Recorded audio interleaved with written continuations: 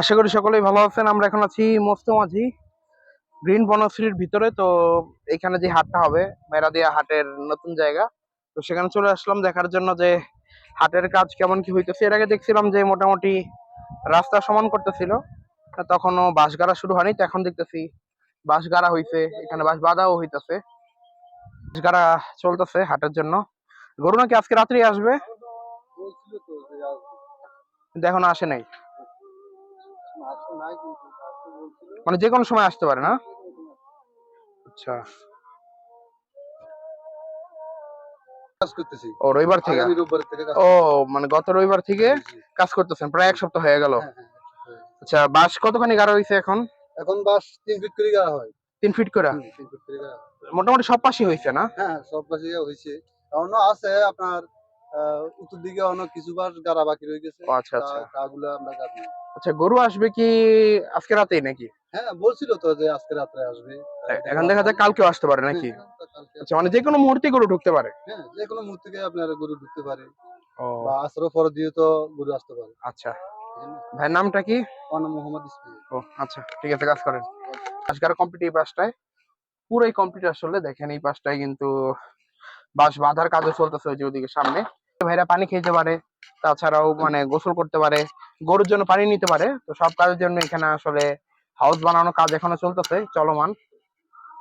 মাশাআল্লাহ, এখানে এদিকেও কিন্তু বাঁশগাড়া কমপ্লিট, এই পাশেও কিন্তু বাঁশগাড়া কমপ্লিট, মানে দুই পাশেই কিন্তু আসলে বাঁশগাড়া কমপ্লিট যেমনটা দেখতেছি আমরা।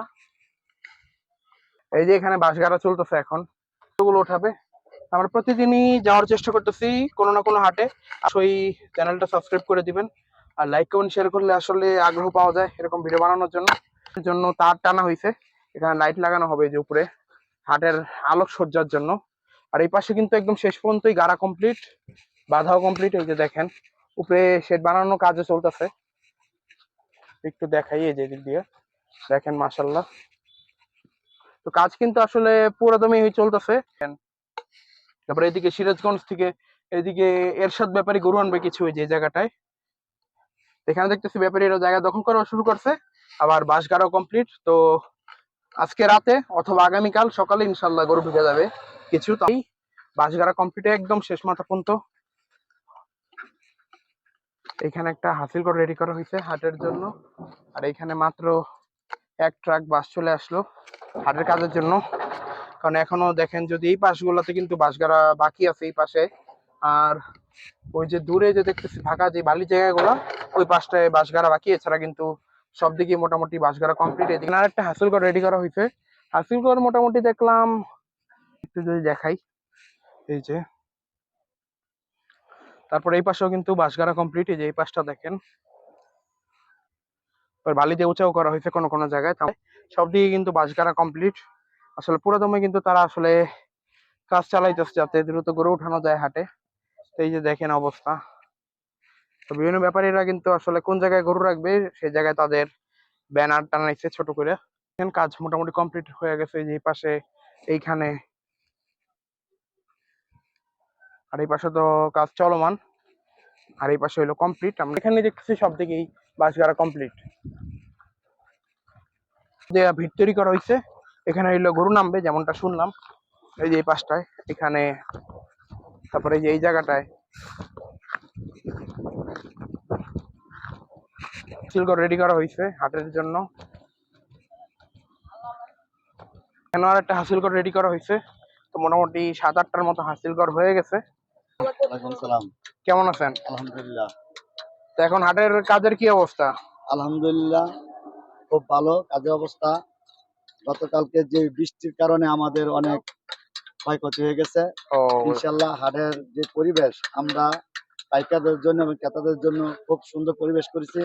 আমাদের পানির ব্যবস্থা এবং বিদ্যুতের ব্যবস্থা, যোগাযোগের ব্যবস্থা এবং হাটের যে খাবার দাবার ব্যবস্থা, মেডিকেলের টিম, হুম। ক্রেতাদের যে সুযোগ সুবিধা থাকবে এবং ক্রেতাদের যদি কোনো বা স্বাস্থ্য বা কোনো যদি আপনার খাবার দাবার যদি কোনো সমস্যা থাকে সেটাও আমরা ব্যবস্থা নিয়েছি।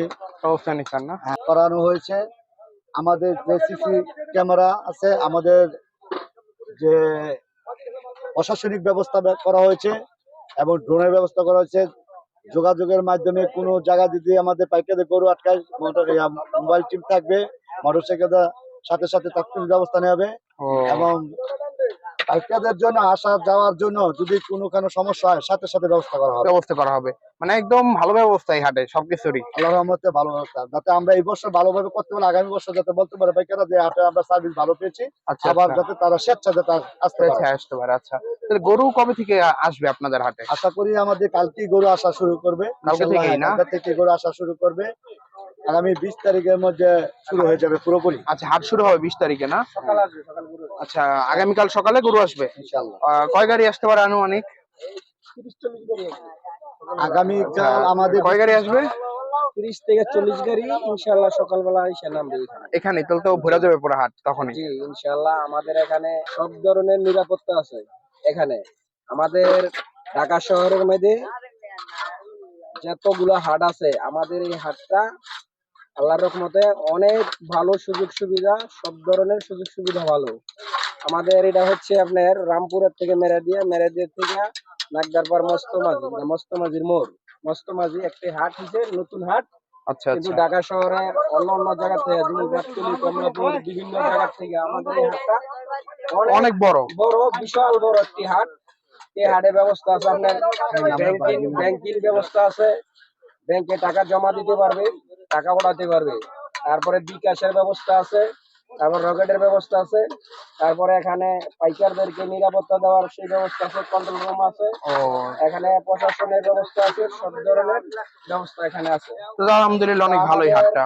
যে গরু আসবে তাদের এখানে পানির যে ব্যবস্থাটা সেটা অনেক 1 লক্ষের উপরে, মানে 1 লক্ষ লিটারের উপরে পানি রাখার ব্যবস্থা আছে। ও, তারপরে তো ভালোই। টয়লেটের ব্যবস্থা আছে প্রায় হুম, 80টার মতো, ঠিক আছে? 80টার মতো। জি, সব ধরনের সুযোগ সুবিধা আপনার মানে ব্যাপারীদের কোনো অসুবিধাই হবে না এই হাটে না আসলে? ইনশাআল্লাহ। ওই ব্যাপারীদের ঘুমানোর আলাদা আবার এই জায়গা আছে। ও, ব্যাপারীদের জন্য আলাদা জায়গা করছেন ঘুমানোর জন্য? জি তাহলে তো এটা অনেক ভালো, ভালো হইলো অনেক। সব ধরনের আপনার এখানে সুযোগ সুবিধা পাবেন এরা সুরক্ষিত থাকবে, ইনশাআল্লাহ। ক্রেতাদের টাকাও অবশ্যই সুরক্ষিত থাকবে। তো এই হাটই আমার মনে হয় ভালো হবে সব জি দিক থেকে। ইনশাআল্লাহ। এই তো হাটে 20 তারিখে শুরু হয়ে যাবে?